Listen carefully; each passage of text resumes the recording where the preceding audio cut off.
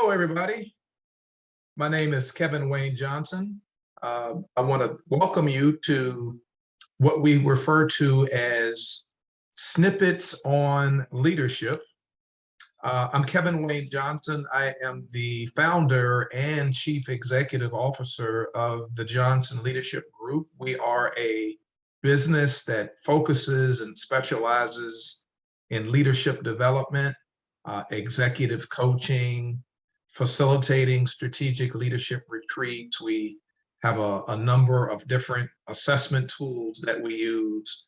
And then, of course, the mentoring and the speaking, it all kind of goes hand in hand. And I love to talk about the topic of leadership. And the purpose of these leadership snippets is really just to give you, as an aspiring leader and as a current leader, whether you are at the front line, mid-level, or the senior levels within your respective organizations, an opportunity to hear something different, to perhaps look through your lenses a slightly different way, to give you a different perspective, a different viewpoint, and a different way of thinking about how you go about leading your team, leading within your organization, and quite frankly, even including leading yourself, because leadership begins with that. So I want to share really just three things with you during this talk,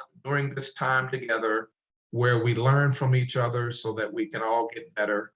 And the first thing that I want to share with you is I want you to keep in mind, first and foremost, when it comes to leadership and being a leader, leading people, having that awesome responsibility that you are entrusted with, it begins with you and I. So the first tip here is about self-awareness. For you and I to be self-aware of who we are, feeling comfortable in our own skins, liking ourselves, and being able to sort of recognize and acknowledge our own leadership style, our behavioral style, our personality type, what makes us tick, what ticks us off. All of that is really ingrained into being a self-aware person, and equally important, a self-aware leader, because that's the beginning of the preparation that goes into leading other people. We lead people, but we manage processes, systems, tools, actions, and tasks. But when it comes to leadership, we lead people. And I tell you, over 34 years working in the federal government, also 22 years in ministry leadership, having raised 3 sons, having been married for 29 years, I've learned a thing or two about having to feel comfortable in your own skin in preparation of being able to lead others. So I would encourage each and every one of you, when it comes to being a self-aware person, is to take the opportunity to look in the mirror and self-reflect and self-assess on where you are, recognizing and acknowledging your strengths, and recognizing and acknowledging those areas where you need some additional development or improvement. I don't use the word weakness, but in some circles, that's what people say. How can we strengthen those areas where we're weak? I just call it areas of development and opportunities for improvement. The same thing, it's just a different way of saying it, because it really does begin with you and I. The more comfortable that you and I are in terms of what we're doing and how we act and how we react, we're now in a great position to help others. So that's the first thing that I wanted to share with you. The second thing that I want to share with you as it relates to leadership is this, and that is recognize the responsibility that comes with it. Now, let's break that word responsibility down, because you have response, then you can put a little hyphen in the middle, and then ability. Response, ability. Translation, when it comes to responsibility, how will you respond to the fact that you are enabled to lead people? Response, ability. It's actually two words that have been combined into one.